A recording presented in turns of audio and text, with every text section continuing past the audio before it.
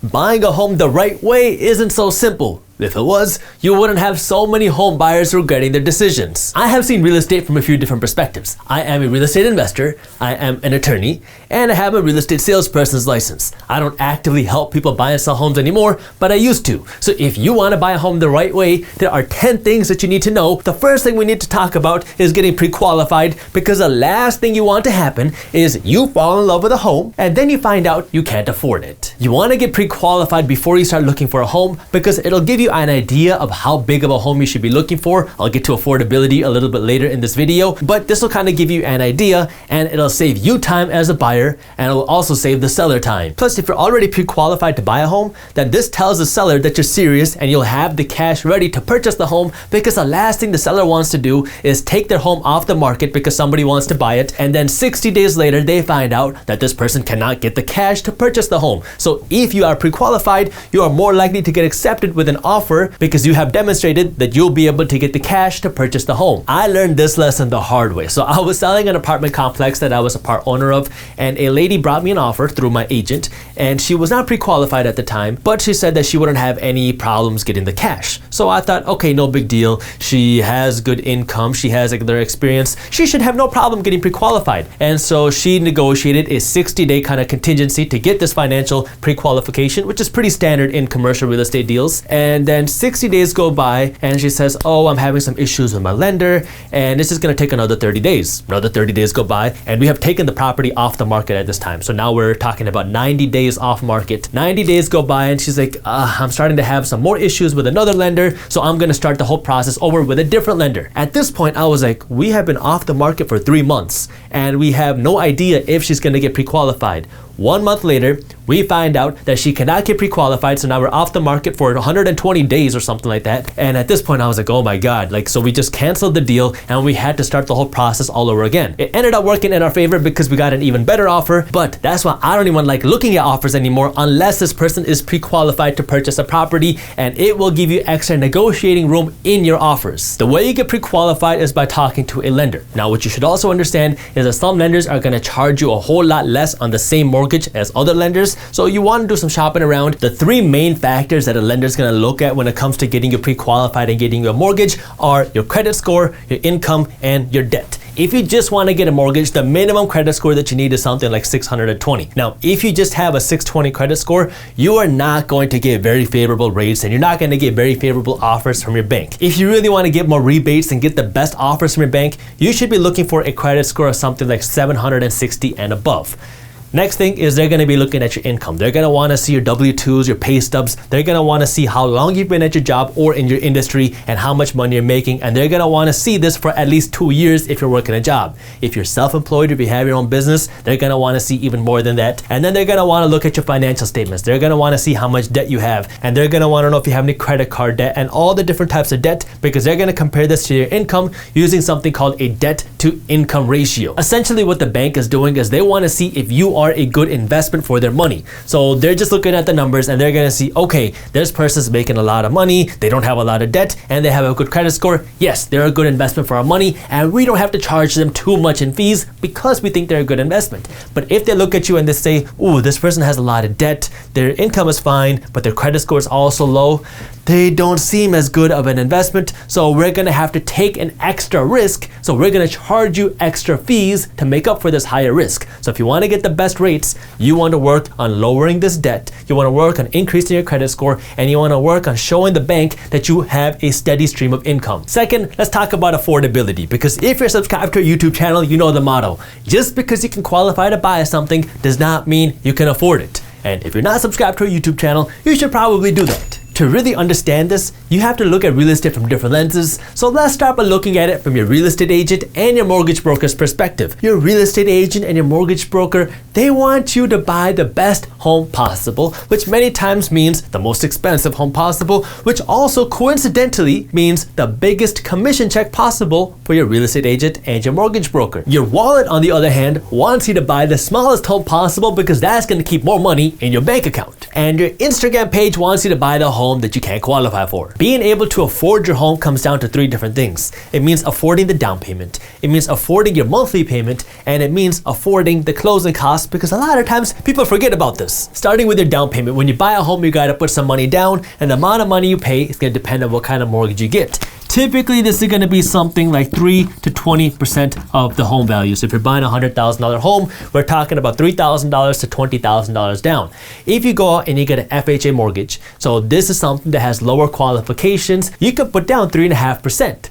But because the qualifications are a little bit lower, the bank is going to look at you as a more risky investment, and they're going to charge you a higher interest rate, and you're also going to have to pay an additional fee called PMI. PMI stands for private mortgage insurance, and it's a fee that you have to pay if you do not put down 20% or more on your home.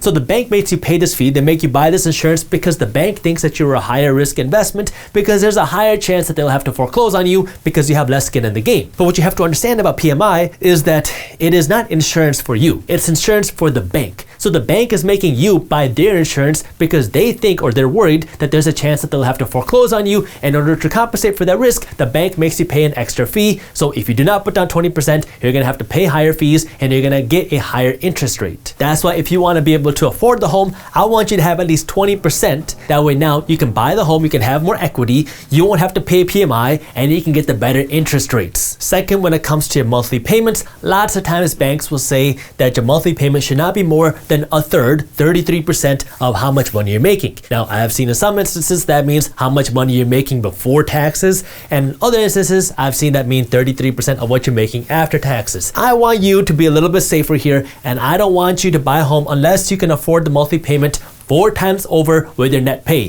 That means your monthly payment should not be more than 25% of your actual take-home monthly pay. So if you're taking home $4,000 a month after taxes, your mortgage should not be more than $1,000. And finally, we have to talk about closing costs. So typically, this is going to range somewhere between 2 and 4% of your home value, depending on all the different things that you're getting and the insurance that you're getting and your mortgage. So you have to just remember that when you go to actually purchase the home, there are extra fees you have to pay. So if you're buying a $100,000 home, yes, $2,000 to $4,000 in additional fees. A lot of times people forget this, and what do? They take these costs and they put them on the back of their mortgage, and now you have to pay interest on these things.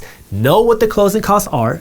That way you can prepare for it and have the cash to afford these things. And one thing that I also don't want you to forget when it comes to closing costs is your moving costs, because guess what? It costs money to move. If you're going to use a moving service or anything like that, there is a cost to move from one home to the other. So just don't forget that. Third, should you use a real estate agent? So you need to understand that there's 2 different types of agents. You have buyer's agents, and then you have listing agents.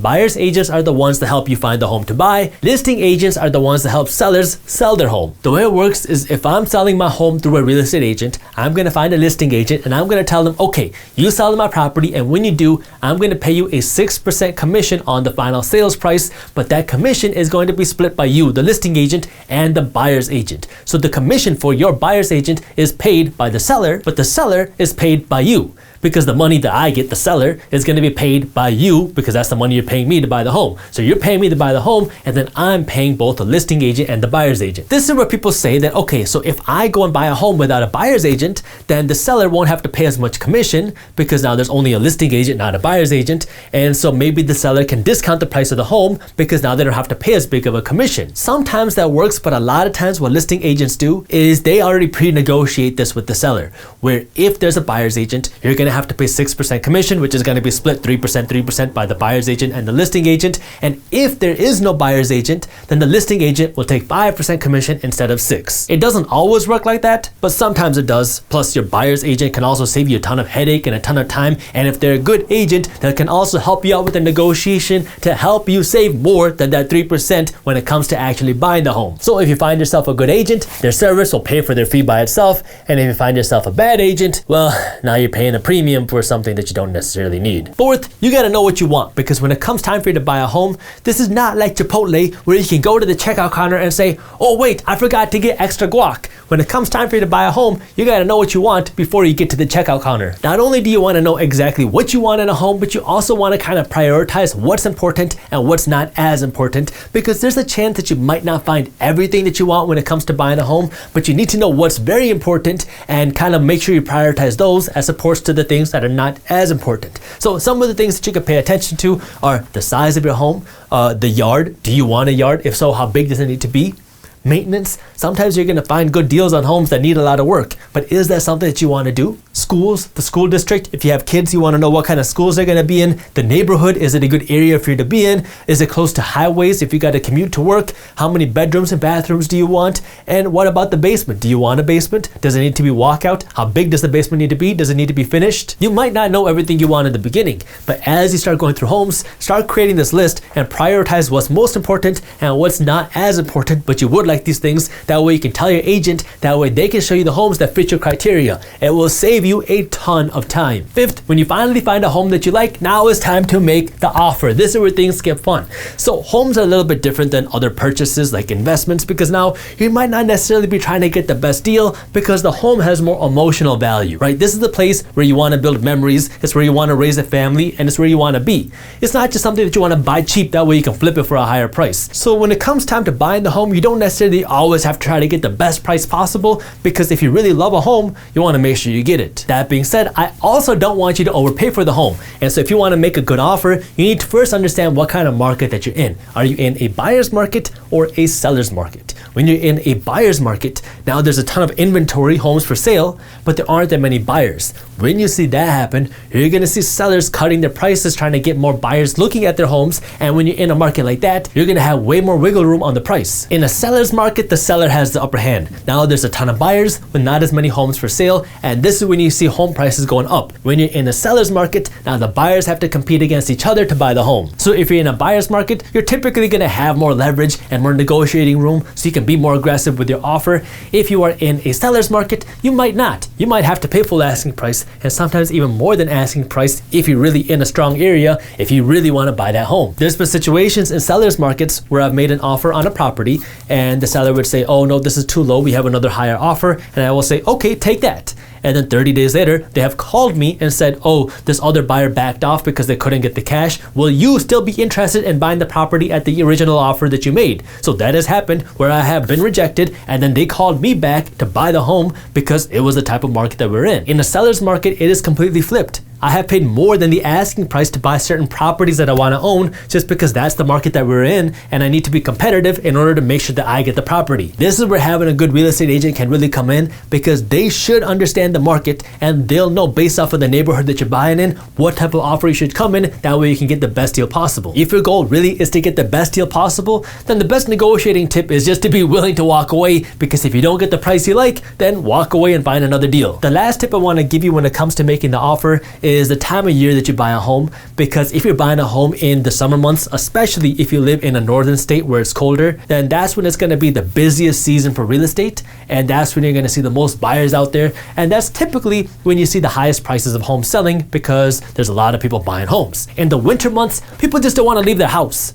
and so you're going to have less competition, so you can get a better deal in the wintertime typically. But again, it just depends on what kind of home you want, because you'll see more inventory in the summertime, and typically you'll see less inventory in the wintertime. So if you don't find something you like, you might have to wait till the summer. Once you get your offer accepted, that's when it's time for number 6, giving your EMD. So EMD stands for your earnest money deposit. It is essentially your deposit, and it shows good faith that you're actually serious about buying the home, because if you walk away without any reason, you will end up forfeiting this EMD, this deposit, to the seller for wasting their time. However, that being said, if you put down this EMD, you give this deposit to your agent, and then you go through the home and then you realize, ooh, this might not be the home that I really want, you can get your money back as long as you do it within the contingency period. So when you're negotiating a contract, every contract should have a minimum 10-day contingency period that says that you have the opportunity to go through the home, do inspections on the home, and really just make sure that this is the home that you want. If you have that contingency period there, then you have the opportunity to get your money back as long as you do it within that contingency period. If you decide the day before closing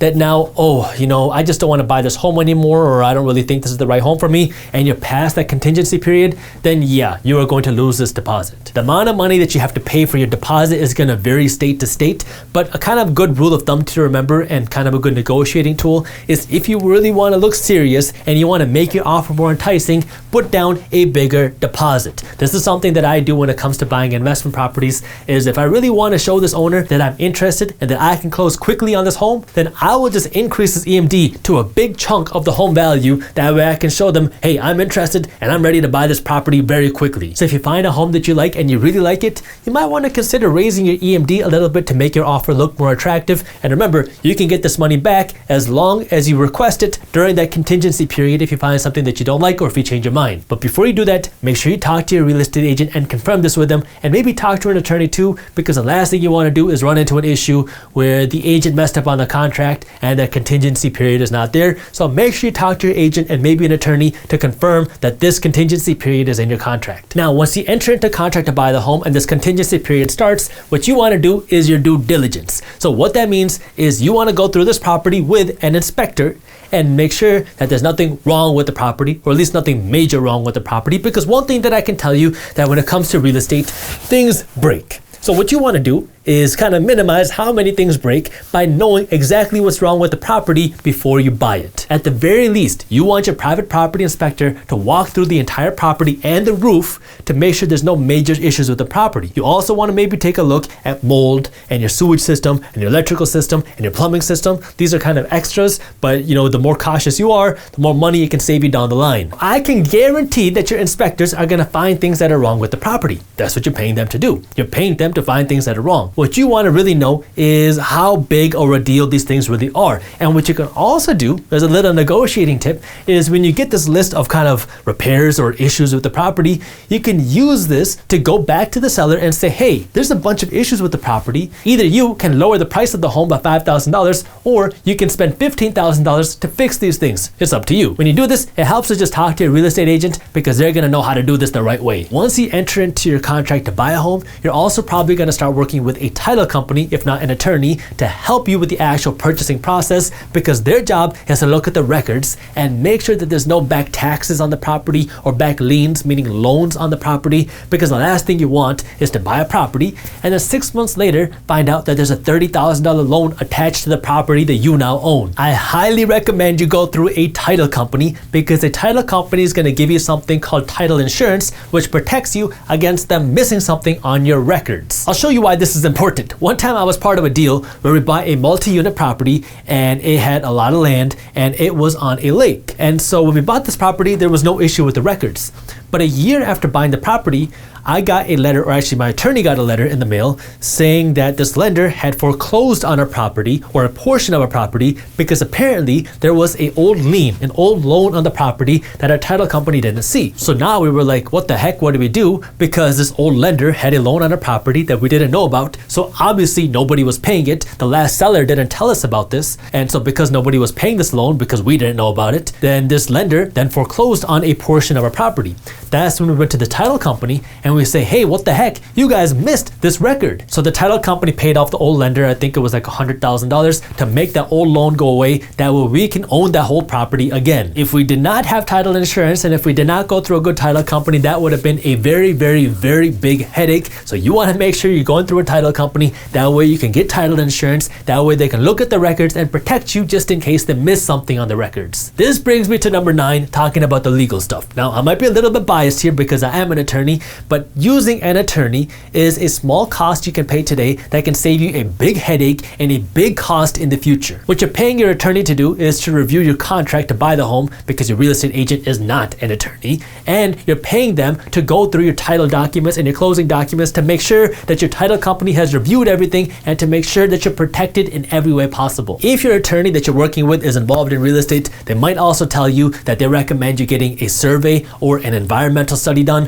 What these two things are 2 additional kind of inspections on your property. A survey kind of goes through the records to see what actual land that you're buying, because sometimes you think you're buying a plot of land, but you're only actually buying a quarter of that land or 3/4 of that land. So a survey is when people go out and they really measure the actual dimensions of the property. And an environmental is where people go out there and they're going to look at the soil samples and they're going to make sure that there's no other toxins in the land of the property. From an attorney's perspective, it is always always better to be safe than sorry. Now, practically speaking, if the home that you're buying is in the middle of a subdivision, you probably don't need an environmental. Don't quote me on that because there's always an exception to this, but most likely, probably not. And in terms of a survey, this is going to really help you figure out where your property line ends and where your neighbor's property starts. So if your property has like a funky kind of layout with a lot of properties around it or different types of properties around it, then you definitely should have a survey. If you are kind of just in a regular neighborhood, then you might not have the real need for it. But again, talk to your attorney about how important he really thinks it is, because he or she should give you an honest answer on whether it's really important, kind of important, or not that important. Once you get past all of this, now you're finally at the closing table where you're going to sign the paperwork and get the keys to the property. If you've done everything else that we talked about, then there's going to be no surprises at closing,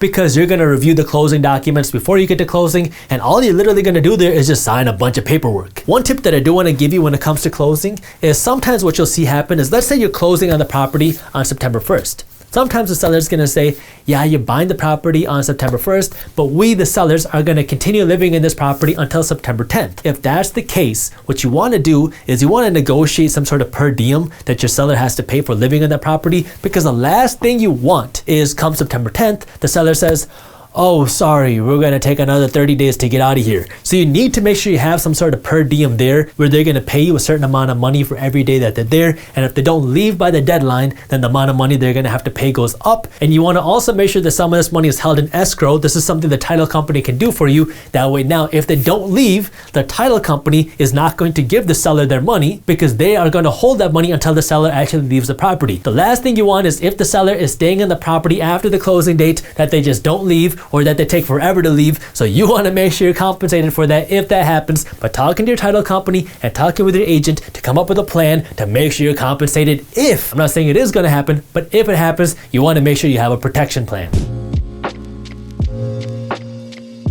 Buying a home is exciting and it's a big deal, but the process isn't always straightforward. You gotta deal with real estate agents, bankers, title companies, property inspectors, and because homes are so expensive, if you don't know what you're doing, you could end up way overpaying. I've seen real estate from a lot of different angles because I used to be a real estate agent, I'm a real estate investor, and I'm an attorney. Now, I'm not gonna go over the steps on how to actually buy a home in this video, but in this video, I wanna go over the things you need to understand about getting a mortgage. If you wanna buy a $400,000 home, chances are you don't got 400 grand just sitting at the bank that you can use to buy the home. So you're gonna work at the bank to get a mortgage. That way you can actually buy the home, but you wanna make sure you're not getting taken advantage of by your bank. There's 5 things you wanna make sure you understand when you're getting a mortgage. Before you go out and actually start looking at homes and making an offer, the first thing you wanna do is get pre-qualified and get prepared to actually getting a mortgage. All getting pre-qualified means is that you've worked with a lender or a banker to get the basic credit process done. That way the bank or lender can see if they're willing to give you a loan. If you're not pre-qualified,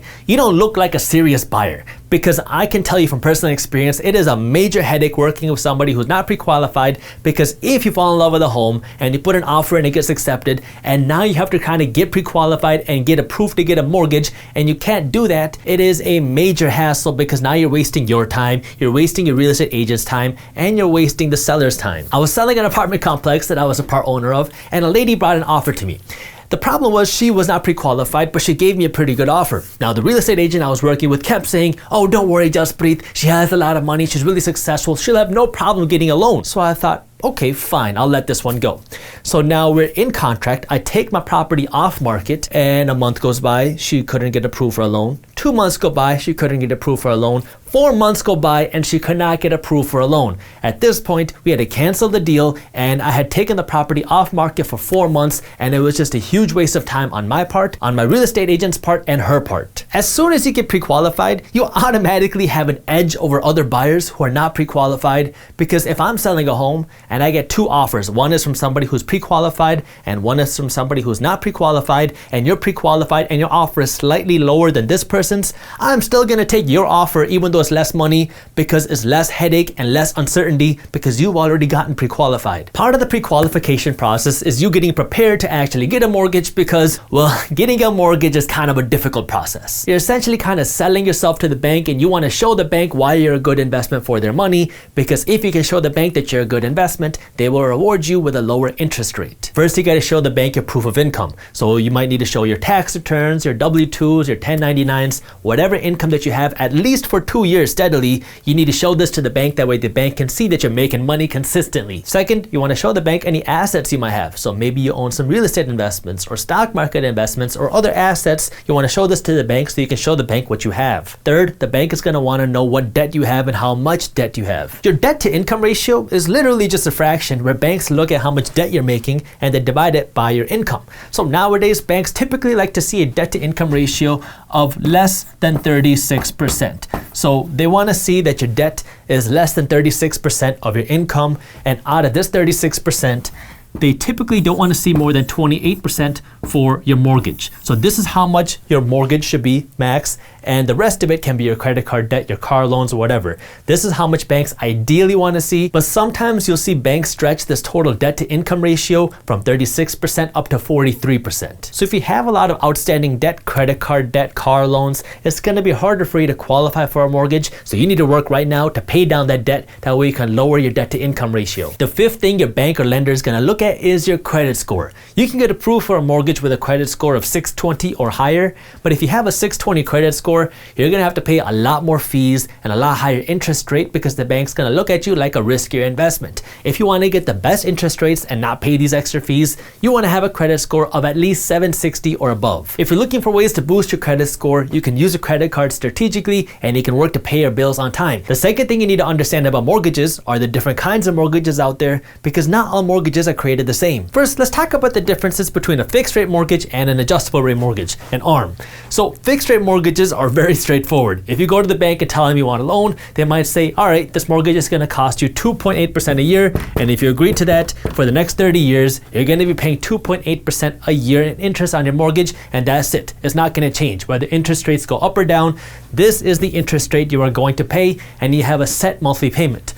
With an adjustable rate mortgage, it's not like that. With an ARM, the amount of money you're going to pay on your mortgage is going to change depending on what interest rates are. So one type of ARM that became very popular during the 2008 crash was the 228 ARM. What that means is during the first 2 years of your mortgage, you're going to have a very low introductory teaser interest rate. So during the first 2 years, your monthly mortgage payments are very low. Then after that, your interest rate is going to change every 2 years depending on what interest rates are. So if interest rates go up, then your mortgage payments are going to go up, and that's going to change every 2 years for the next 30 years. So you don't know what your mortgage payment is going to look like in 5 years or 10 years because you don't know what interest rates are going to be. If interest rates go up, your mortgage payments can go up. Another example of this is the 5-to-1 ARM. What this means is during the first 5 years of your mortgage, your interest rate is fixed, and then every 1 year after that, your mortgage rate is going to change depending on what interest rates are.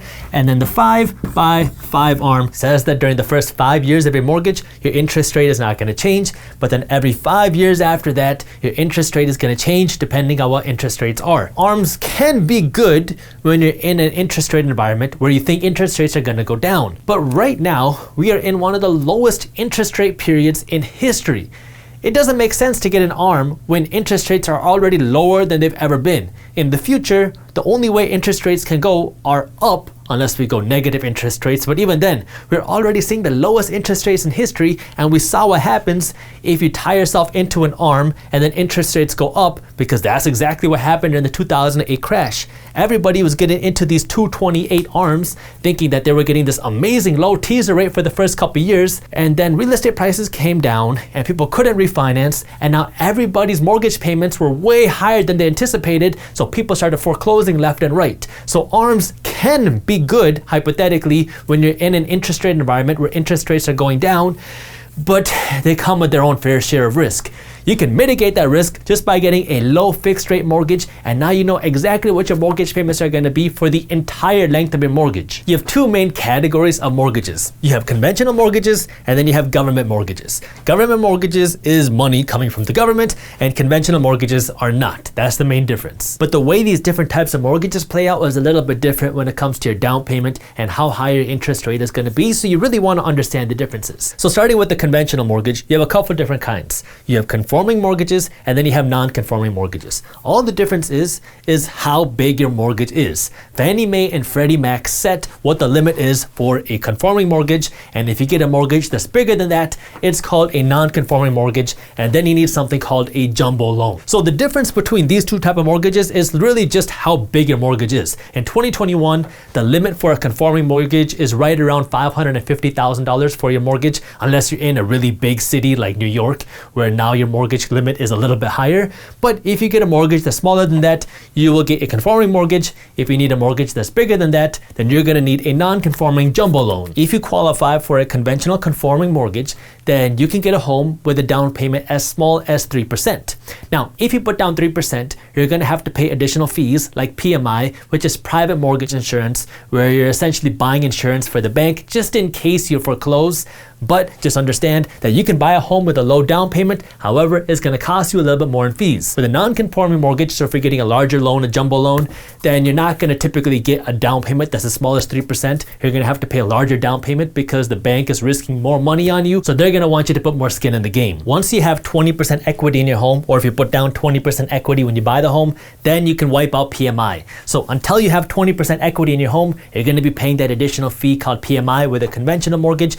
And the advantage with a conventional mortgage over government-based mortgages is typically you get a lower interest rate here because you have a higher credit score requirement. So it's a little bit more difficult to qualify for a conventional mortgage than it is for a government mortgage. Now, moving on to government mortgages, the first type of mortgage is the FHA mortgage. So FHA is the Federal Housing Association, and the whole point of these FHA mortgages is to help people qualify for a home and mortgage who don't have the best credit score and who might not be able to put down a lot of money as a down payment. So to qualify for an FHA mortgage, you need to only have 3.5% as a down payment, and you can qualify for an FHA mortgage in some instances with a credit score lower than 620. Now, the downfall with this is FHA mortgages come with higher interest rates and higher fees. So because lenders will kind of look at you more as a risky investment, you're going to have to pay the price. And so one thing you're going to have to do is you're going to have to pay an upfront insurance fee when you get an FHA mortgage.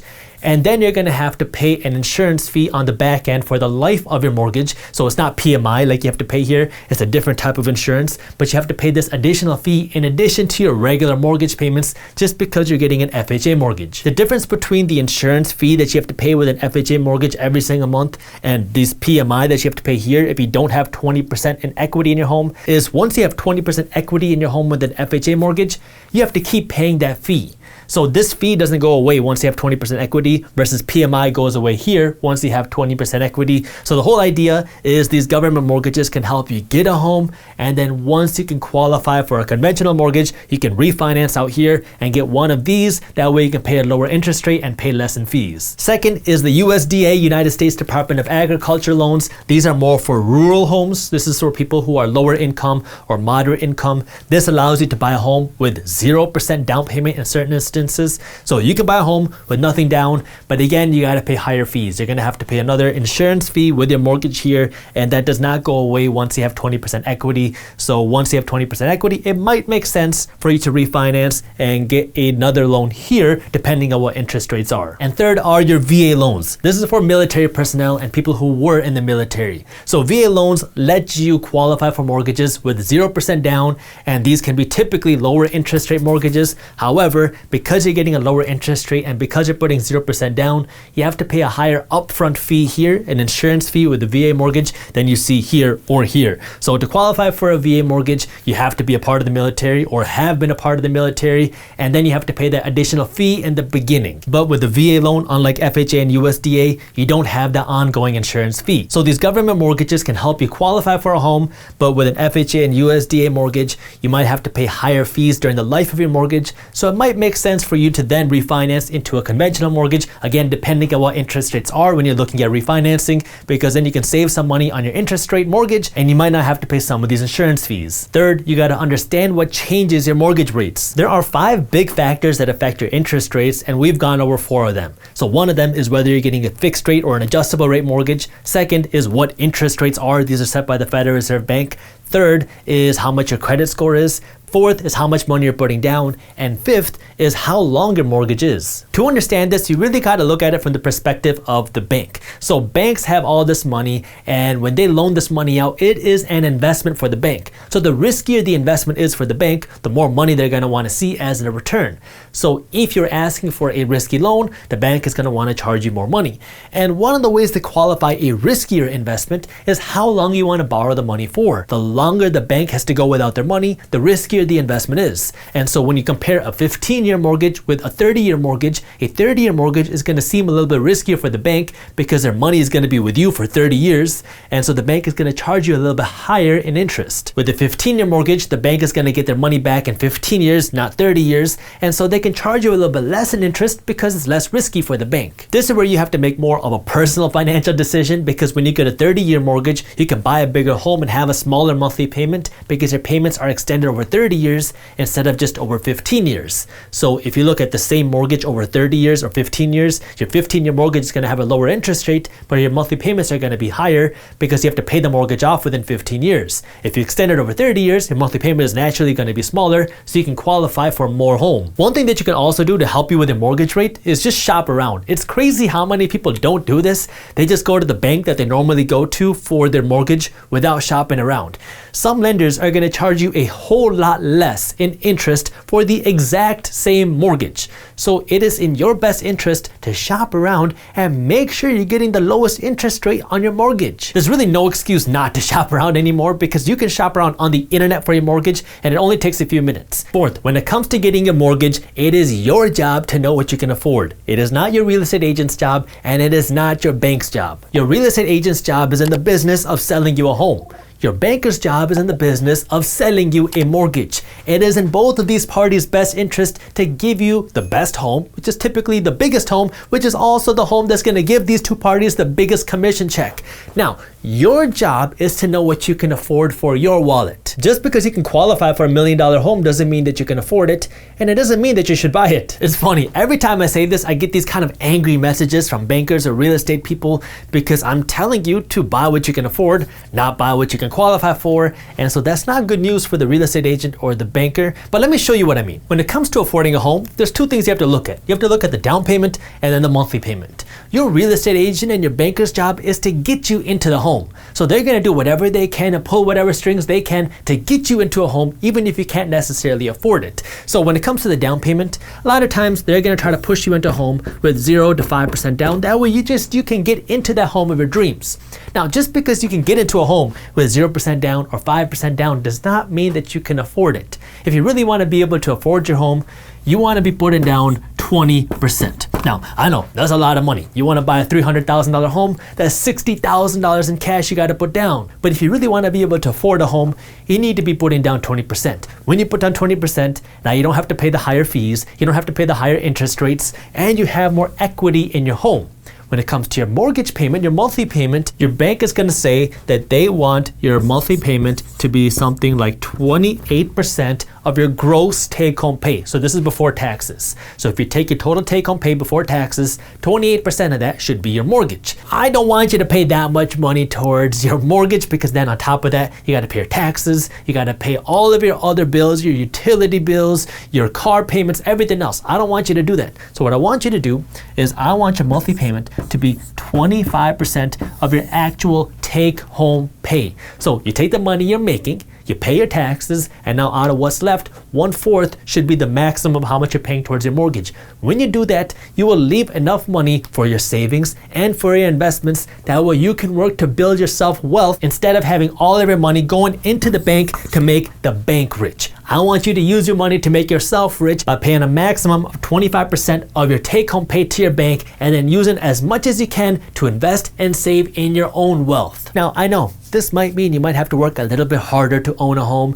you might have to buy a little bit smaller home, and you might have to save more money for your down payment. But you are going to sleep a whole lot easier knowing you're not stretching yourself too thin to buy this dream home that you can't even afford. Now, you're using your money the right way. That way you can make yourself rich instead of just your banker richer. The fifth thing that you have to understand when it comes to getting a mortgage is you might potentially want to refinance out of your mortgage in the future. So I mentioned this a little bit earlier in this video. If you get a government mortgage, you might have to pay a little bit higher interest rates, and you might have to pay additional insurance on your mortgage. Now, if interest rates come down and you build more equity in your home, you could use this as an opportunity to refinance into a lower interest rate mortgage and to get rid of some of these fees. That way now you have the home that you're still living in, and all you see happen is your monthly payments drop because you have a better mortgage now. The thing that I want to remind you here, that in order to refinance your mortgage, you need to see property values stay the same or go up. But real estate prices don't always go up. So you want to keep that in mind, because people who were buying homes in the early 2000s,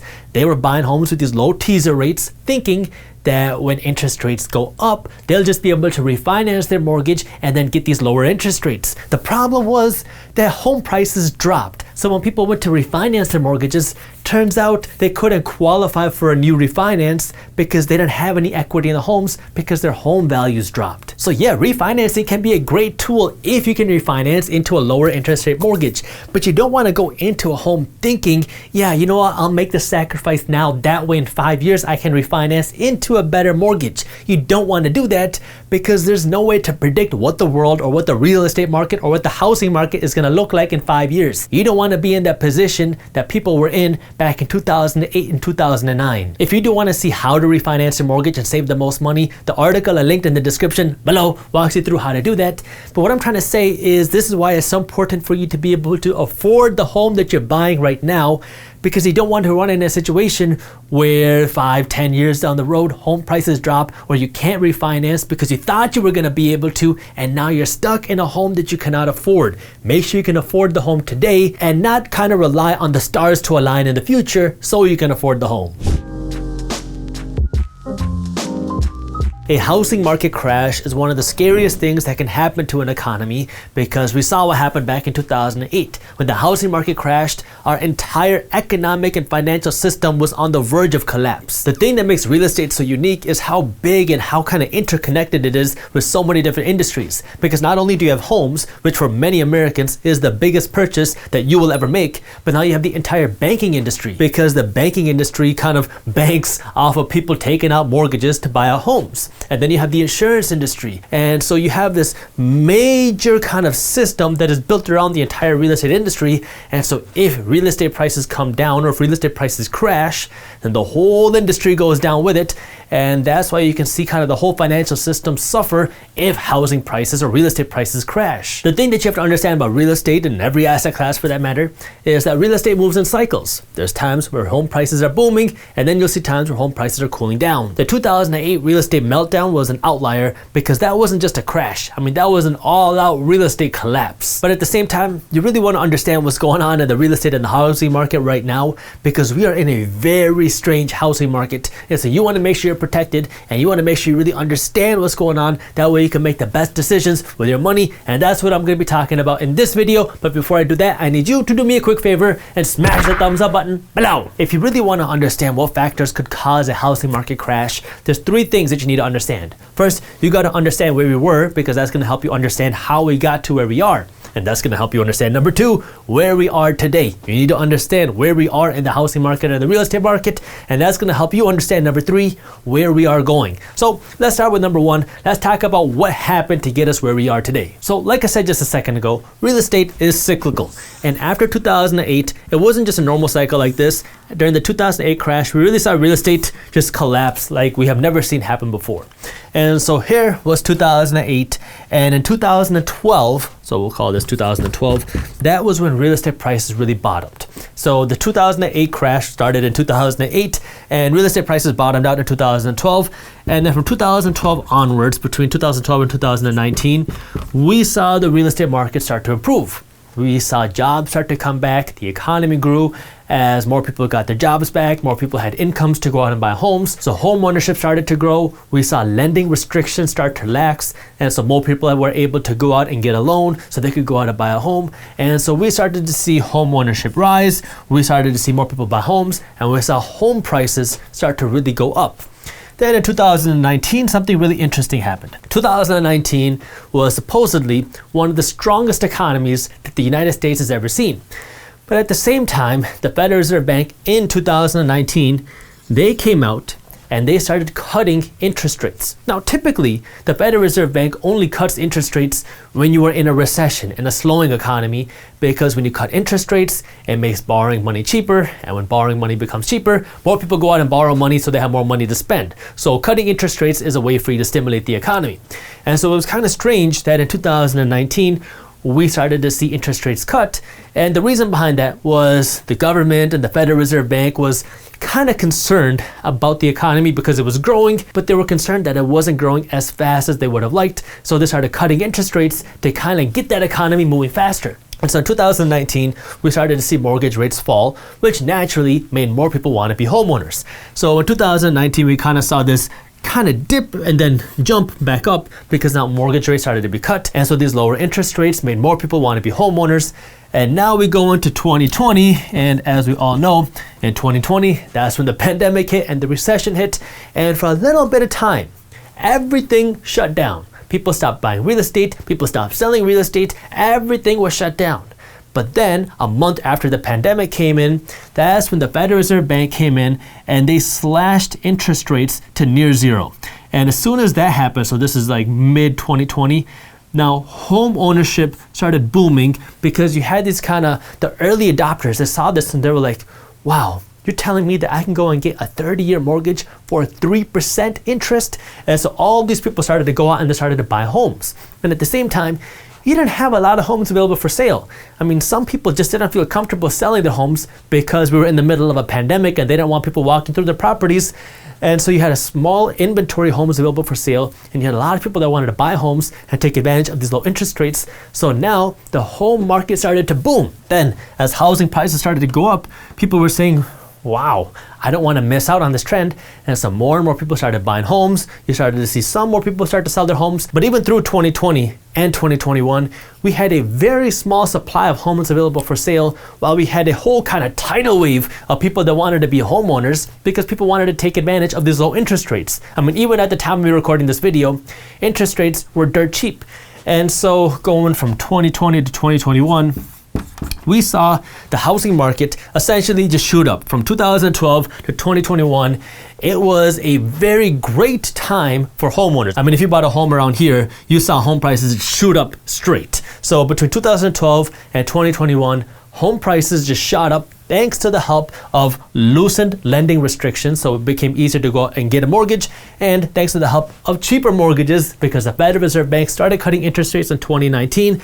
And then we saw it in 2020 get slashed even more to historic lows. And so we are seeing some of the lowest interest rates ever, which made it very enticing for people to go out and buy a home. So from 2012, 2021, we saw a booming housing market. This brings us to where we are today. Right now, at the time when we're recording this video, we are in the midst of a real estate boom. So we're still in a seller's market where we have a lot of people that want to buy homes, but not a lot of people selling homes. And so home prices are shooting up. But you really got to understand these 5 things if you want to be able to understand really where we are right now in the housing market, because that's going to lay the foundation to understand where we're going in this housing market. Starting with interest rates, the thing you have to understand about interest rates is interest rates determine how expensive your mortgage is going to be. And so this housing market has been driven primarily, or at least in big part, because of low interest rates. People have been trying to take advantage of these cheap mortgages. And right now, mortgage rates have come up a little bit, but they're still historically very low. So while interest rates have come up a little bit off of their lows, they're still nowhere near as high as they used to be. So interest rates are still very low, but people are concerned here. Because if interest rates keep going up, then people are worried that it's going to become very expensive for someone to buy a home, because we've seen home prices boom. And so we have home prices way up here, but people are still able to afford homes because interest rates and mortgage rates are so cheap. But if mortgage rates come up and home prices are so expensive, then people will not be able to afford homes. So that's the concern. But now the counterpoint is the Federal Reserve Bank has come out time and time again, and they said that they're going to keep interest rates low for as long as possible. Now, what's as long as possible? I don't know. I mean, some people say that they're going to keep it low through the end of 2021. Some people say through the end of 2022. Some people are saying into 2023. So it really just depends on how fast the economy is growing, because it's really hard to predict what the Federal Reserve Bank is going to do. All we know is they do want to keep interest rates low for now, and we don't know how long these low interest rates are going to stay. But as long as interest rates are low, you can kind of predict that people are going to want to take advantage of these low interest rates to go out and buy a home and to refinance on their mortgage, because they want to take advantage of this cheap debt. The thing that everybody's worried about here with interest rates is what is the breaking point? And this is what the Fed is trying to test. And so as you see them kind of slowly raise interest rates, what they want to see is where is that kind of breaking point where now interest rates have gone up to the point where people don't want to go out and buy a home, or people don't want to go out and refinance their mortgages. Where is that point? I don't know where that is. And I don't think the Federal Reserve Bank does either. They're trying to just kind of figure this out, because if they start to see the housing market start to slow down, or if they start to see the economy slow down because interest rates have gone up so much, well, that could be a problem. And we're in an economy where right now, the economy still is relying on cheap debt and free money in order to keep pumping and surviving. And so interest rates are going to play a major factor in the housing market. And so this is something you definitely want to pay attention to with interest rates and where they're going. But this is something you got to understand, that right now, interest rates, yes, they've gone up a little bit, but they're still at historic lows. This is where you're kind of seeing almost like a perfect storm in the housing market, because not only do you have super cheap interest rates, we also have a very low supply of homes available for sale. And so when you go out and you want to go find a home you want to live in, you might find a beautiful property and you go look at it the same day this property was listed. Well, if you go back and you talk to your spouse about buying this home, and the next day you put an offer, you might find out that there's already 15 offers on this property, and now if you want to buy it, you have to bid up the property. You might be overpaying for this property. So if this property is on sale for $300,000, you might be making an offer for $320,000. That way you have a chance to compete. And so this is what we're seeing happen right now. We have a very low supply of homes available for sale, and so when people want to buy it, because we have such a high demand, people are having to fight against each other through money by throwing more money at the property. And so people are bidding against each other to buy properties because we have such a low supply and we have such a high demand to buy a home. If you bought a home recently, or you're looking to buy a home, or you did any renovations at your home recently, then you've seen this in effect. Because right now, not only do we have low supply and high demand, but we also have a real kind of large labor shortage and a very expensive cost of materials right now, which is causing this kind of low supply and high demand to be even more exacerbated. Because right now, if you want to go and get work done in your property, it is very expensive, because everybody is trying to renovate their homes and everybody's trying to build a home to make up for this high demand.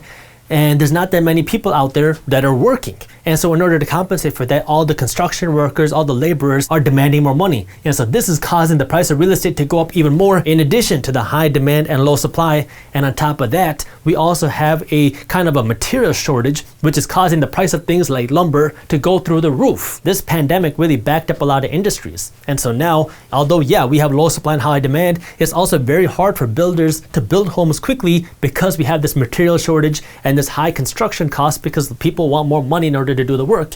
And so now you really have this perfect storm, because we have low interest rates, we have a small supply of homes available for sale, we have all these people that want to buy a home and take advantage of these low interest rates, and at the same time, now if you want to build a home, it's taking very long to do that, which is keeping the supply of homes small. And if you want to make renovations on your home, or you want to flip a home so there's more homes available for sale, it's very hard to do that, because it's very expensive to do these renovations. And so that is also pushing the price of real estate up, because now if you buy a home and you want to do these renovations, now you have to pay more money to do that, just because of this kind of perfect real estate storm that we're in. And that doesn't even include the fact that it's very easy to do renovations right now, because everybody's working from home. And so the issue before, if you were in the office and you wanted to redo your kitchen, was, well, somebody has to be home to let the people in, or to be there and kind of just coordinate this whole kitchen renovation. But now if you're working from home, you can just work in the living room or the den, and you can have people working in the kitchen. And so people are home, which makes it easier to do these renovations. Couple that with stimulus checks, and so people have some extra money to do renovations.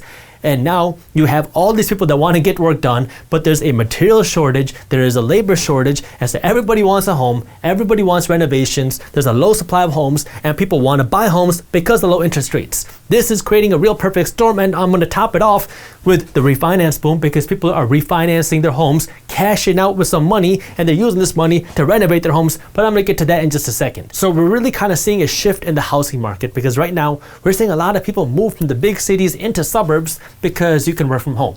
And so this is causing a shift from kind of just the urban renting life to now home ownership life. And we're seeing this kind of suburban sprawl in a way that we haven't seen happen since the 1950s, which if you remember was after World War II when the first kind of major suburban sprawl happened. Now we're seeing all these people move into the suburban parts of cities because people are realizing, well, why do I have to pay $3,000 a month to rent a tiny apartment in a big city when I could pay a fraction of that and own my own home and have an office in my home and own a yard and still keep more money in my pocket? All of these factors coming together have really caused home prices to shoot up faster than ever. The concerning thing now is that home prices have been rising way faster than wages. Now, in a kind of a theoretical utopia market, you would want home prices to rise with wages. So as people make more money, home prices will rise with that. What we're seeing happen right now is very different. We're seeing home prices go like this, and we're seeing wages for some people go down here, while for other people they're going up like this. But in general, home prices are rising way faster than wages because we're still in a recession.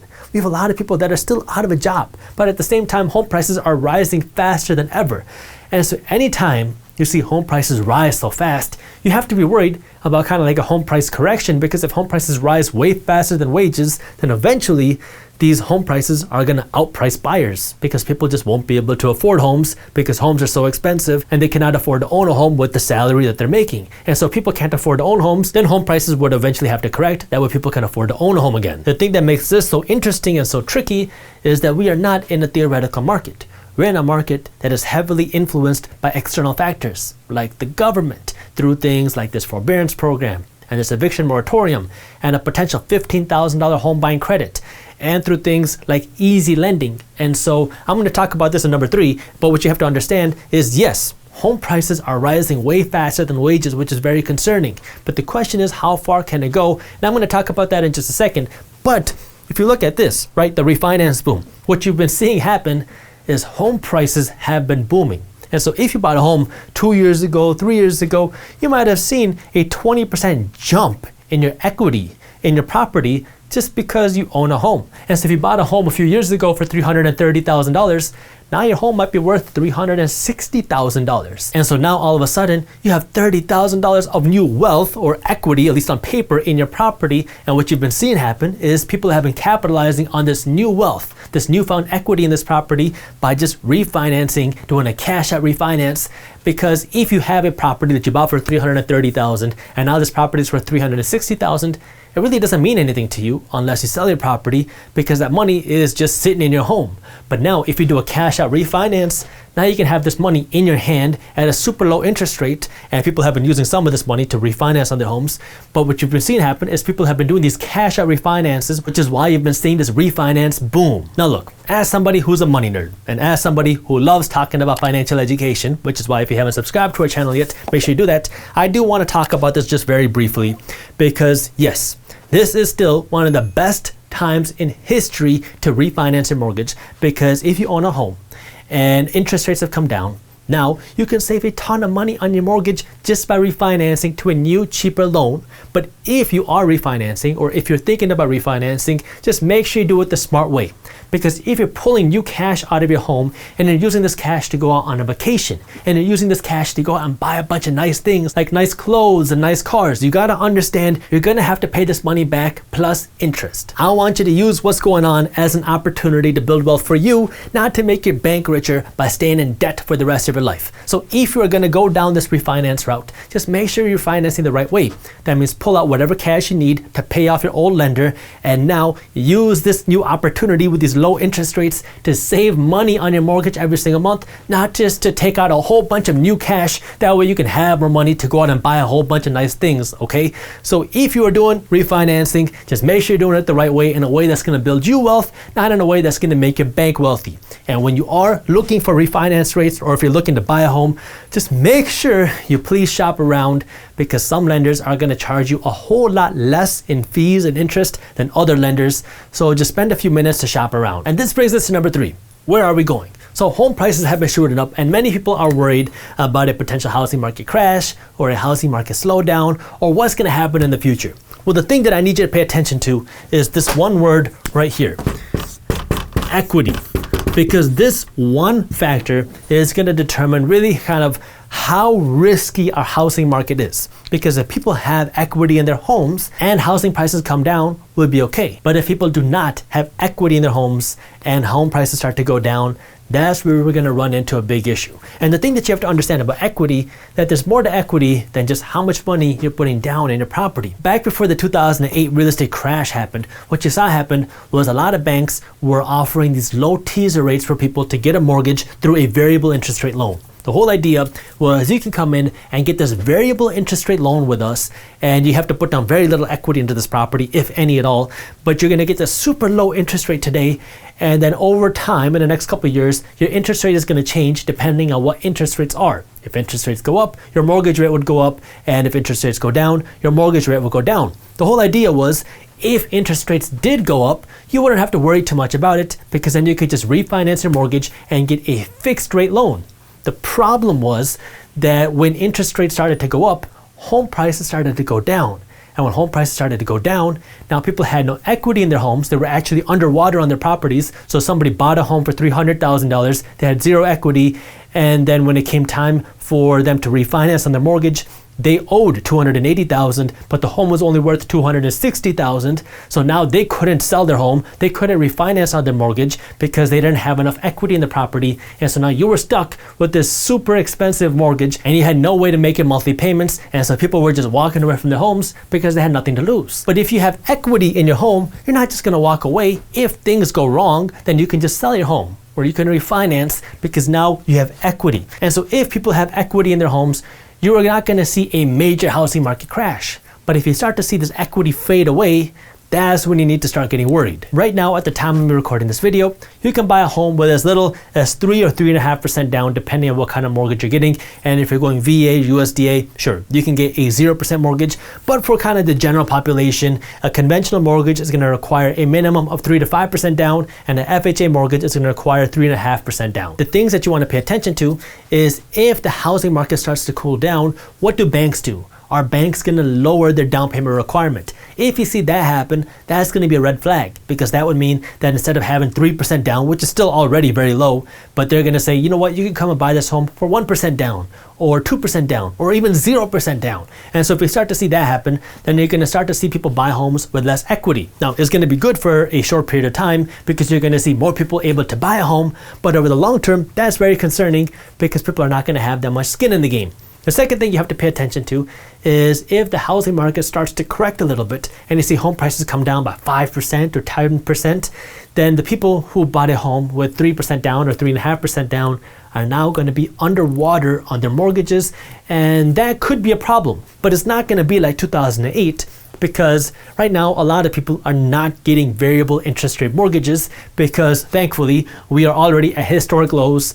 And so I think a lot of people understand that if you get a variable interest rate mortgage, then as interest rates start to go up, then your variable interest rate mortgage is going to go up too. The thing that I'm concerned about here is as interest rates start to go up, people might get attracted by the idea of a low teaser rate now, because if interest rates go up a little bit, then you're going to think, man, I wish I would have gotten a mortgage 6 months ago or a year ago. And that's when the banker might say, yeah, but you know what? We can extend an even lower interest rate right now if you accept this variable interest rate mortgage with a teaser rate. Now, I don't know if this is going to happen. This is just me speculating. But if you start to see that happen, that's another red flag, because when you are at rock bottom lows for interest rates, the only way the interest rates can move is up. I mean, even if you go out and you buy a $300,000 home right now and you only put down 3 or 3.5% equity and home prices drop 10%, you should still in theory be okay, because if you bought this home with a fixed rate mortgage, the amount of money you have to pay every month is not going to change. And so this is kind of different than 2008, because in 2008, the amount of money you'd be paying every month would be going up while the value of your home was going down. Now, even if home prices go down, the amount of money you have to pay every month, assuming you have a fixed rate mortgage, is going to stay the same. So that's going to play a big part. But when people don't have equity in their homes, or when people are underwater on their homes, then it's easier for someone to walk away, because they just don't have the same skin in the game. At the same time, another thing that you want to pay attention to here is the refinancing side of the equation, because as people are doing this cash out refinance, You also want to pay attention to how much money are people pulling out of their homes. Because if you bought a home for $300,000 and you only owe $200,000 on it, and now this home was worth $350,000, and now this person goes out and they pull out $320,000 out of their home, so you have a whole lot of cash in your hand, and now you owe $320,000 on your $350,000 home. Well, if home prices do go down and everybody's doing this cash out refinance where they're pulling all the equity out of their home, and now home prices go down, you're going to see a whole new wave of people that are underwater on their homes. Now, again, this is just speculation, but this is something you want to pay attention to. If a lot of people, which they are, a lot of people are doing this cash out refinance where they're pulling all the extra equity out of their homes because they want to take advantage of this newfound wealth, or at least wealth on paper. The next thing that you want to pay attention to is the shift in supply and demand, because right now we have a lot of homes under construction. And I think we have a lot of people that are kind of getting excited about this new kind of home boom, and more people are starting to sell their homes, especially as we get into the summer. And so chances are we are going to see a bigger supply of homes available for sale. Now, people have been building homes very slowly because of the material shortage and the labor shortage that I just talked about. But over time, you're probably going to see the supply of homes start to go up. Now, at the same time, as home prices keep going up and as mortgage rates start to go up, you have to think that the demand to buy a home will kind of go down a little bit. Now, this is where things are really kind of tricky. It's like an onion with a whole lot of layers to it, because the government doesn't want to see people stop buying homes, and banks do not want to see this demand go away. And so this is where we are talking about a lot of regulation changes to kind of keep boosting this demand. Because right now, the main people that are buying homes are people that have benefited because of this pandemic. So people that didn't lose their jobs, people that might have gotten bonuses or pay raises because of this pandemic. But at the same time, we have a whole kind of group of people that were really hurt by this pandemic, and they weren't able to capitalize on this housing market or these low interest rates and buy a home because they were hurt by that pandemic. And so this is where the government's coming in, and they're trying to do things like pass a free $15,000 home buyer credit for first-time home buyers, where if you want to buy a home and you can't afford the down payment, well, the government's going to give you $15,000 for free as a tax credit. That way you can go out and buy a home. At the same time, you might see other kind of incentives created by banks, maybe lower down payment requirements or other things like that, that was easier for you to buy a home. And so, yeah, in theory, if nothing else were to happen, chances are you're going to see the demand to buy a home start to drop, because as home prices go up and mortgage rates go up, you're going to see less people naturally want to go out and buy a home. But now to combat that, you might see other kind of regulations changed, which would increase the demand. And as the economy opens back up and as more people get jobs and make more money, that could also boost up the demand. So in general, we will probably see an increase in the supply. What's going to happen to the demand? Well, it's a big question mark. In theory, if nothing else were to change, demand would go down. But the government and Wall Street do not want to see that demand drop, because it would affect our economy in a very bad way. And the last thing that I want to mention here is that there's a difference between a home price slowdown and a home price correction. Because a home price slowdown is we see home prices go like this, and then home prices kind of start to grow slowly. And so in a home price slowdown, home prices are still going up, but they're just not going up as fast as they were. A home price correction is when you see home prices go like this and then they start to go down. So I want you to keep that in mind, because chances are you're going to see a lot of emotional headlines come out where you're going to start hearing about a home price slowdown, because it's just natural that home prices cannot just go shooting up forever. And so naturally, we are probably going to see a home price slowdown in the near future. Does that mean that we're going to see home price correction? Well, personally, I don't think we're going to see this correction, at least not in the near future, at least not in 2021, because we have so many factors that are boosting this housing market. And so I still think that we're going to continue to see this kind of record home price growth, but it just may not be as fast as it was. Now, this is again where it goes back to what government factors are we going to see? What bank factors are we going to see change? How good is our economy doing? How many people have a job? How much money are people making? All these things are going to affect the housing market. But one thing that I want you to pay attention to and understand is that even if home prices are slowing down, that doesn't mean that home prices are going down. Home price slowdowns mean that home prices are going up, just not as fast as they were. Home prices going down means the home prices are going down. So just keep that distinction in mind, because you're going to see a lot of emotional headlines come out over the next year and 2 years, because this housing market is going to continue to be very strange. And I'll try to keep you updated on our YouTube channel, but this is where you just want to understand what's really going on in the housing market and what's not happening.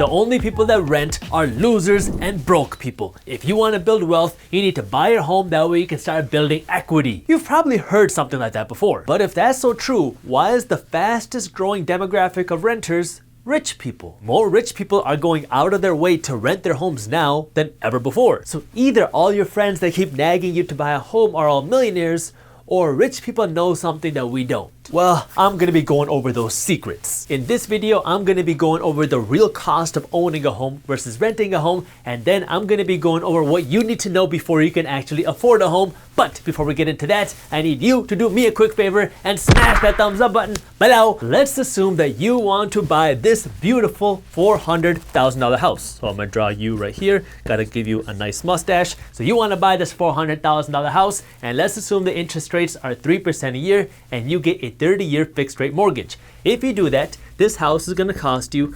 $1,300 a month for your mortgage. If across the street this exact same home was listed for rent, it would be renting for $2,500 a month. It's gonna cost you $1,300 a month to buy this house and $2,500 a month to rent this house. If you look at just these numbers alone, you would say obviously it is cheaper to buy this home, but it's really not so simple because you forgot to look at 5 different factors. You forgot to look at property taxes, maintenance, the cost of capital, your personal income taxes, and what I call your 10-year plan. Let's start with number 1. Property taxes. When you rent your home, you're not paying property taxes. It's included in your rent. When you buy your home, property taxes are separate. A simple rule of thumb is you can assume that property taxes will be 1% of your total home's value. So $4,000 a year, which adds up to $333 a month for property taxes. Just so you know, this 1% rule for property taxes is just a rule of thumb. It could be more or less depending on where you live, but it gives us a good idea for this example. Second, let's take a look at maintenance, because when you rent your home and you break your toilet because you ate, you can fill in the blank, your landlord is the one that has to come and pay the bill to fix your toilet. When your roof gets old, your landlord has to fix it. When your furnace gets old, your landlord is the one who has to pay the bill. When you own your home, you're responsible for all the repairs, upgrades, and maintenance. Like every 20-25 years, you might have to put on a new roof that might cost you $25,000. Every 20 years, you might have to put in a $5,000 furnace. Every 15 years, you might have to put in a $4,000 AC, plus kitchen remodels, plus bathroom repairs, plus windows. Add that all up and you can add in another $350 a month for maintenance and repairs, assuming you're not doing major upgrades to the property. Now, this doesn't mean that every single month you're gonna have $350 going out to do maintenance on the property, but over the long run, owning the home, you can kind of estimate about $350 a month for a house this size. Third, you have to look at the opportunity cost or the cost of capital, because when you bought this home, you had to put 20% down, which is $80,000 on a $400,000 home. If you don't have $80,000 to buy this home, then you're going to be paying PMI. I'll get to affordability for homes a little bit later in this video, but you put $80,000 down to buy this home, and the $80,000 is money that you could have put into the stock market. It's money you could have invested into a business. It's money you could have used to buy an investment property, but you used it to buy your dream home. So there's an opportunity cost that you have to weigh. Think of it this way. Let's assume you have $1,000 in your pocket, and there are only 2 things that you can do with this $1,000. You can go to the store and buy a really nice scarf, or you can invest this $1,000, and in 2 years, this $1,000 will be worth $2,000. So if you go and buy the scarf, not only are you losing the $1,000 that you have to spend for the scarf, but you're also losing the opportunity to make that extra $1,000. So you're actually losing out on $2,000 because it's the cost of the scarf, the $1,000, and it's the $1,000 opportunity that you lost. It's the same with your home. You had $80,000 in your bank account, and now that you use it to buy this home, you can't use that $80,000 to invest in the stock market. And let's assume that you can get a 5% return on your money in the stock market. Now, the average return in the stock market is between 7 and 10% a year, but I'm being conservative. If you can get a 5% return a year on your stock market, that means you're losing out on the opportunity to make something like $4,000 a year. So the opportunity cost of you taking this $80,000 and putting it into this home, as opposed to taking this $80,000 and putting it into the stock market, where you would make $4,000 a year, which is another $333 a month, is the opportunity cost you are losing of $333 a month, because if you put this money into the stock market instead of your home, you'd be making an additional $333 a month. At this point, many of you are probably thinking, but Jaspreet, that's not a fair analysis. The value of your home is going to go up too because your home is an investment and real estate never goes down in value. Now, I get it. I'm a real estate investor. I have purchased properties that have doubled or tripled in value in a very short amount of time. So if your property goes up by 4% a year, then this $333 a month that you're losing in opportunity cost is recovered through appreciation in your home. But it's really hard to calculate that because you're not buying this home for the sole purpose of making money. You are buying this home as a place to live, not as an investment. You're buying this home to live in and use.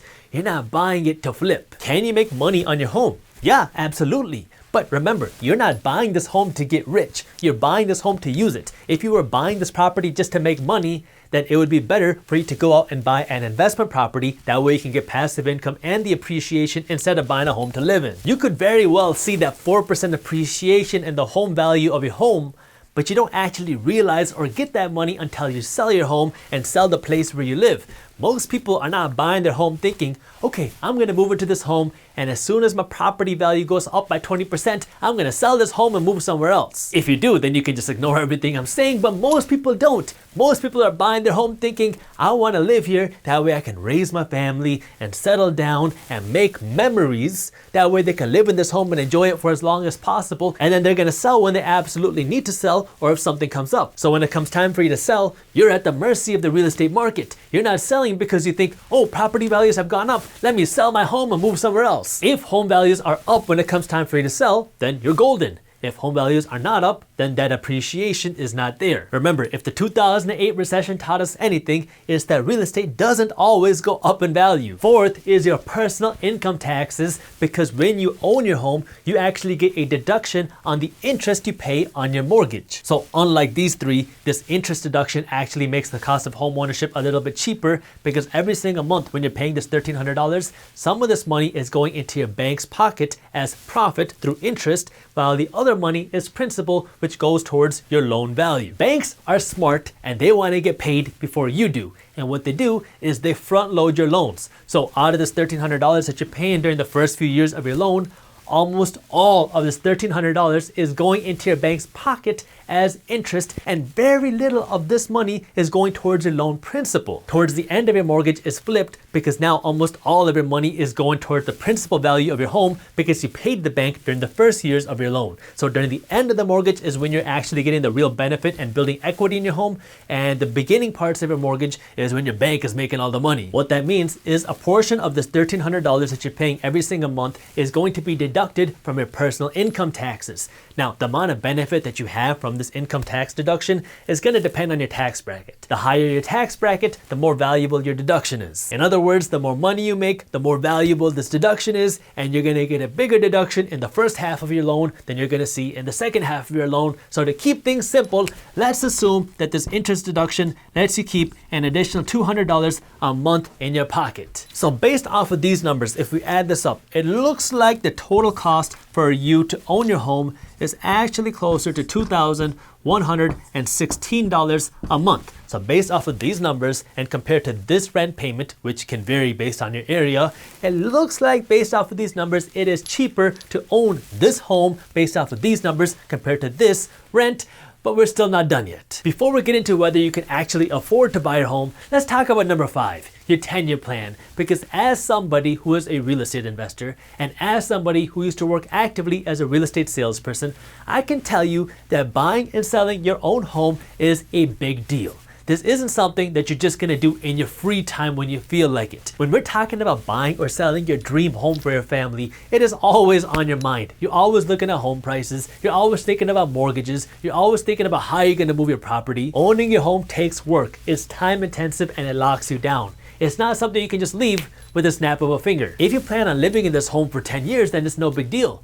But if you're not sure if you're committed to the area where you're buying, or if you're not sure if you're even going to be there in 6 months or a year, Is it really worth all that headache to buy a home when you might be moving out in just a few months and you have to sell this property again? When you rent a property, you're not tied down. You can just break your lease and move if you really needed to. When you're leasing, you have the flexibility to live in new communities and try different homes and see what you really like and where you want to live. It's hard to put a dollar figure on this 10-year plan, but it is definitely something you want to consider because there's a lot of time involved and there's a lot of brain power involved when it comes to moving out of a home that you own as opposed to a home that you rent. So based off of these numbers and these mortgage rates and this down payment, it is cheaper for you to buy this home than it would be for you to rent this home.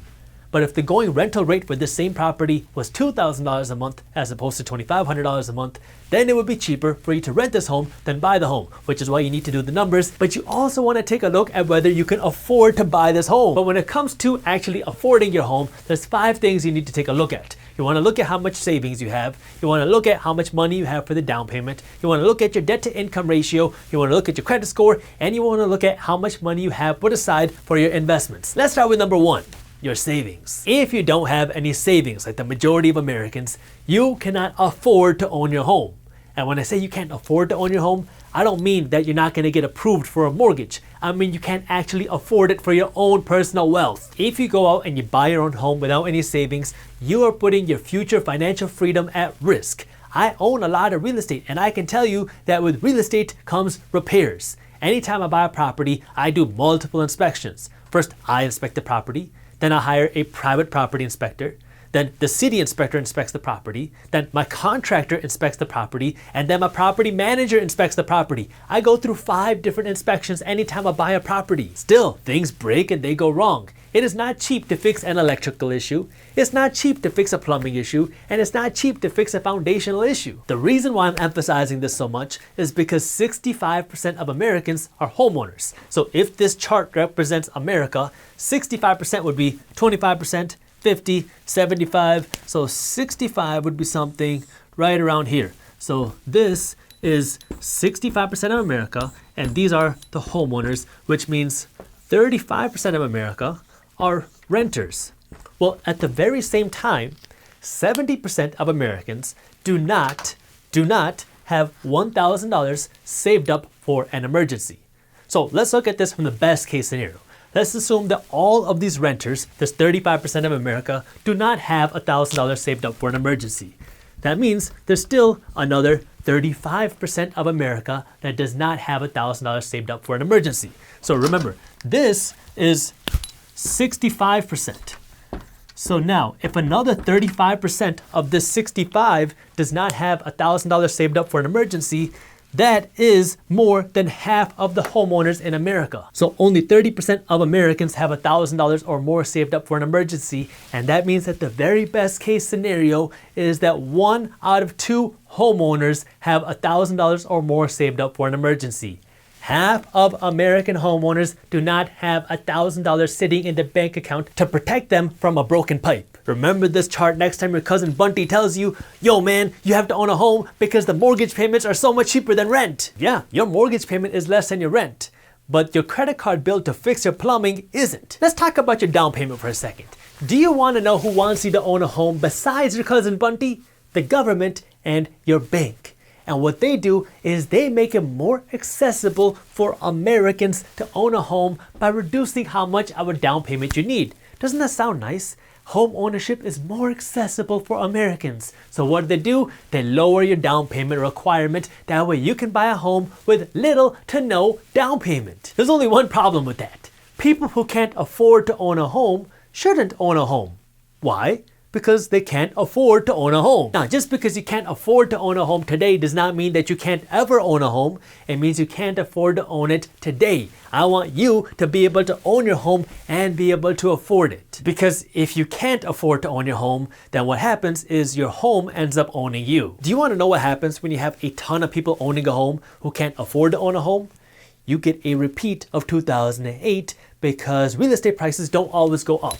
And so now, if the economy slows down and you have a ton of people who can't afford their homes, then these people are going to have to walk away from their homes because they don't have the means to protect themselves from an emergency. And so then you have a real estate crash. If you want to afford the home that you're buying, you need to have a minimum 20% down payment. So if you're buying a $400,000 home, you need to have $80,000 in cash to put down to buy the home. And it's not just me saying this. Your bank is saying this too, just indirectly. Because if you don't have 20% to put down on your home, your bank charges you an extra fee called PMI. PMI is mortgage insurance, but it's not mortgage insurance for you. It's mortgage insurance for your bank that you have to pay. See, your bank is kind of worried that they're going to have to foreclose on you because they know you don't have the money for a solid down payment. And so if the bank forecloses on you, they're going to lose a lot of money. So what do? They make you buy the bank's insurance through PMI if you don't have enough money for a solid down payment. Debt to income. If you have a lot of credit card debt and student loans and a car payment, you should not go out and buy a home because the solution to your debt problem is not going out and taking on more debt. But Jaspreet, my cousin Bunty told me that buying a home makes me wealthy because I'll be building equity. The solution to debt is not more debt. Right now, you need to rent a small place and use all of your extra cash to pay down this excess debt that you have. If you have credit card debt, your credit card company is skinning you alive. And right now, your sole focus should be to pay down your high interest debt. That way you can afford to buy a home. Just because you can't afford to buy it today does not mean that you cannot afford to buy it ever. You need to get your money right. That way you can buy a home and actually afford it. That way you can enjoy your home. Fourth, if you have cash in the bank, you have money for a down payment, and you have very little debt, but you have a bad credit score, then your bank is going to charge you twice as much as they're going to charge somebody with a perfect credit score to buy the exact same home. I get it. You want to buy a home and you want to buy it right now, but this credit score is going to make it way more expensive than it needs to be. So fix that first. That way you can get a good rate on your mortgage. And fifth is your investment cash. Lots of people fall into this trap of thinking that my home is the biggest investment. And so what they do is they go out of their way to buy the biggest home possible. And then anytime you have extra cash, you use it to renovate your home and you buy new things for your home because you keep telling yourself that your home is an investment and your goal is to one day be able to live off of the equity in your home. Owning your home is great. And it's really nice not to have a mortgage, but you do not want to fall into the trap where all of your money is going into your home because you think that is going to be the reason why you get to retire and be financially free. Buy investments, build income streams. It will give you a better return and it will let you sleep a whole lot easier. Plus, when you have investments outside of your home that you live in, then you can make money without having to sell the roof over your head. Buying a home is not always the right answer. I mean, sometimes it's cheaper for you to rent than buy. And sometimes it's less stressful for you to rent than buy. And sometimes it's more flexible for you to rent than buy. Buying a home is a big decision, so you want to make sure you're ready to buy a home. But in this video, I want to talk about the reasons why you should not buy a home. I'm going to be going over the 5 reasons why you should not be buying a home. But before I get into these 5, I need you to sit back and feel at home by smashing that thumbs up button below. The first reason why you should not be buying a home is if you do not have enough money saved up in your bank account. And when I talk about your savings, I'm not talking about your down payment. I'm talking about actual savings in reserves in your savings account in cash. That way, if something were to happen, you have money to fall back on. Now, typically, you want to have at least 3 months worth of expenses saved in your bank account. So if you're spending $5,000 a month, you want to have at least $15,000 a month extra in your savings account before you even consider being a homeowner. I used to be a real estate salesperson and I'm a real estate investor. And one thing about homes is things break. And when things break, when you're the homeowner, you have to pay for it. I live in a northern home where it gets cold and it falls below freezing during the wintertime. And one of the things about the cold winters is you can see the pipes, the plumbing pipes burst because of the cold. That's exactly what happened to a rental property of mine last year. I had a home where a tenant was living and everything was fine. They had the heat on, but it was so cold that underneath the house, under the crawl space, the pipes froze and they actually burst. This was an unexpected expense. Luckily, we were able to get the water turned off quickly because the water was spraying everywhere, but it cost us thousands of dollars to fix the damage and to fix the plumbing and to put in new insulation. That way this doesn't happen again. When you're a homeowner, you have to be prepared because pipes burst, they clog, windows break, ACs bust, and furnaces go out. And when that happens, you need the cash to fall back on. And if you don't have any savings, then you're going to have to go into debt in order to fund these repairs just because you wanted to be a homeowner.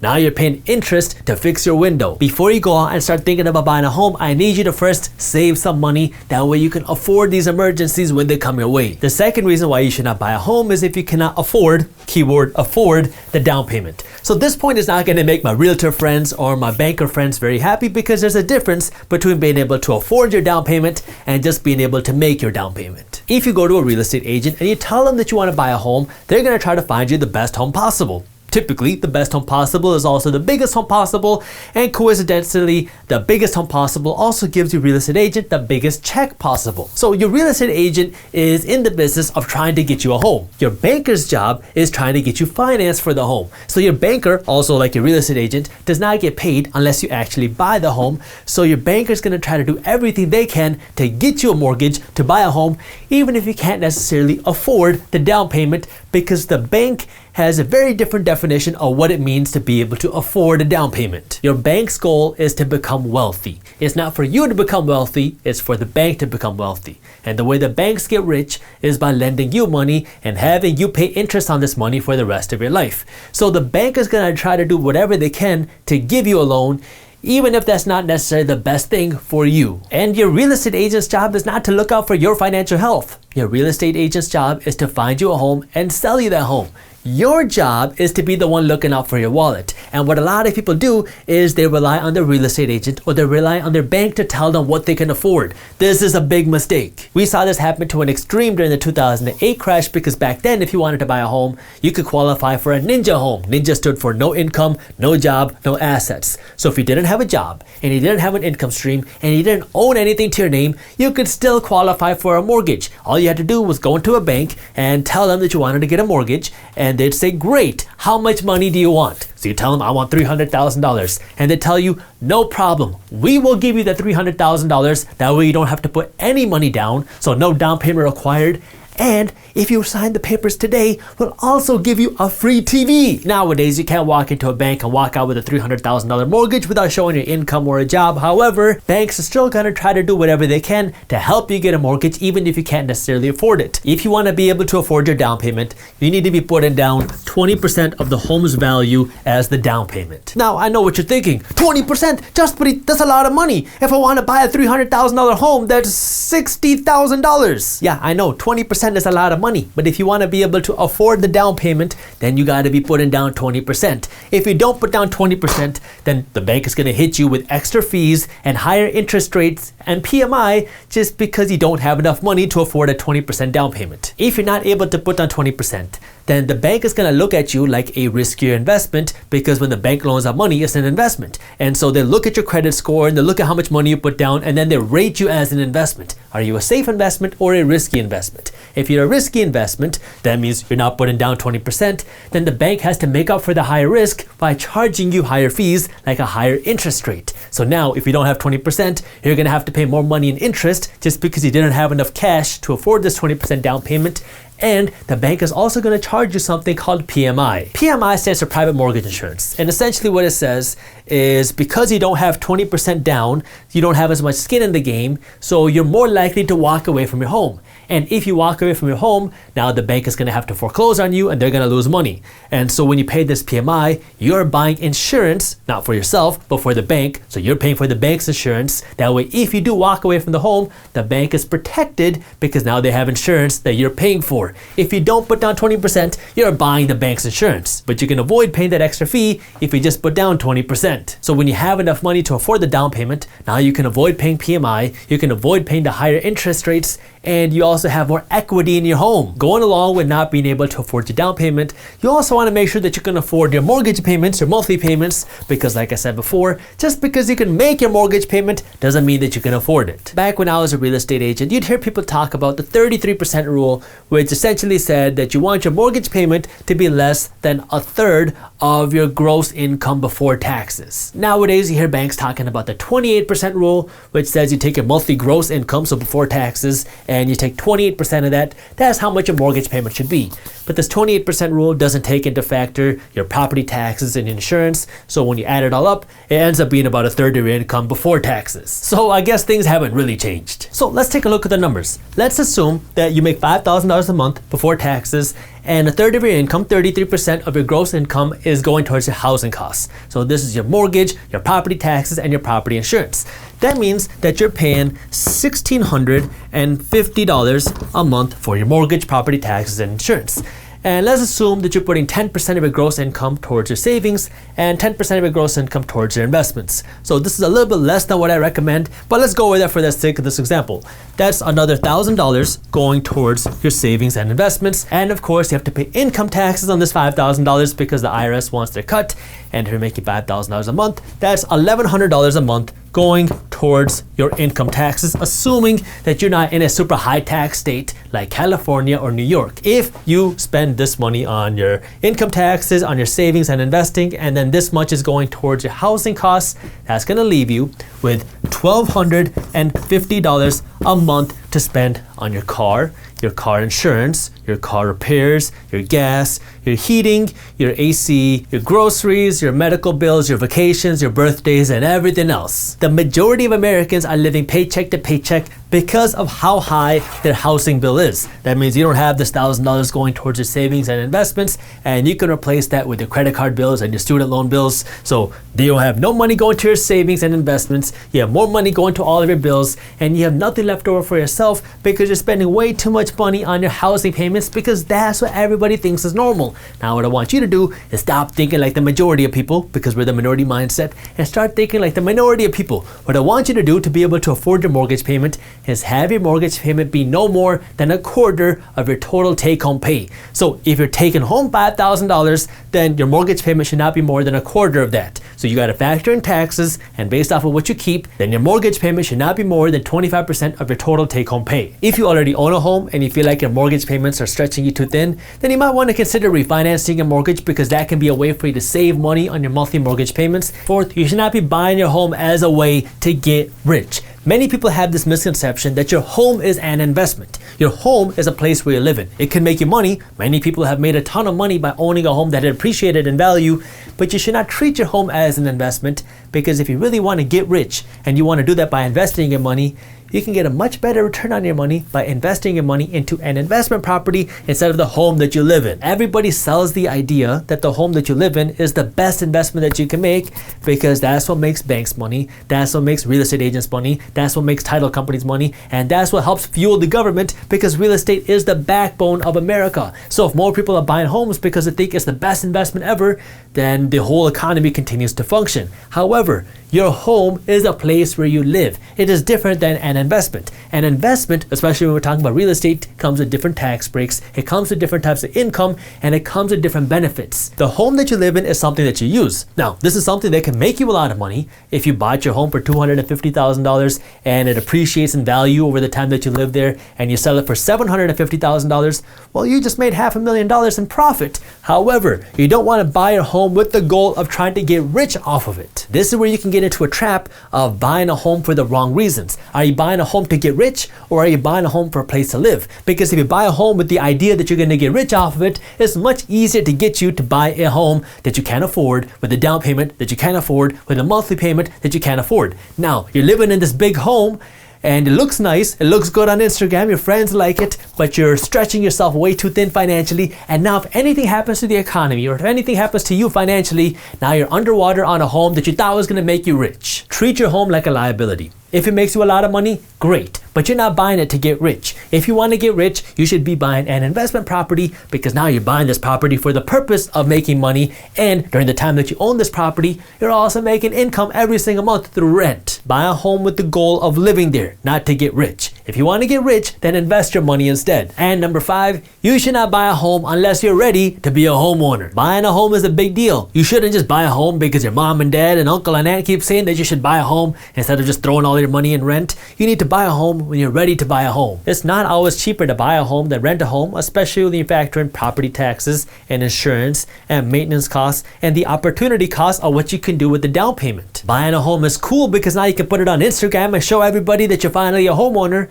but it also means you got to settle down. Are you ready to settle down in a particular location? Buying and selling a home can be expensive and it can take a long time. So if you buy a home and then you realize you weren't ready and now you want to sell the home, it could take you 2, 3, 4, 5, 6 months to actually sell the home and find a good buyer. That means your equity and your money in your home could be tied up for a long time as you're looking to sell your home, and if you have to move quickly, that could slow you down. I'm not trying to discourage you from being a homeowner. Homeownership is great, but you just got to make sure you're ready to be a homeowner. Can you afford it? Can you afford the down payment? Can you afford the monthly payment? And are you ready to settle down? If you are not ready to be a homeowner, don't go and buy a home just because everybody else is doing it. You are going to regret that decision later. Instead, rent a home, figure out where you like to live, figure out your money situation, and once you're ready to buy a home, now you can go out and find the dream home that you want and actually be able to afford it. The largest expense for many Americans is, well, taxes. And as an attorney, who's not your attorney, what I can tell you is that our IRS tax code is a rule book. It's a rule book that's over 2,000 pages long, going over what you should be paying taxes on and not be paying taxes on. And your goal is to pay the least amount of money in taxes legally.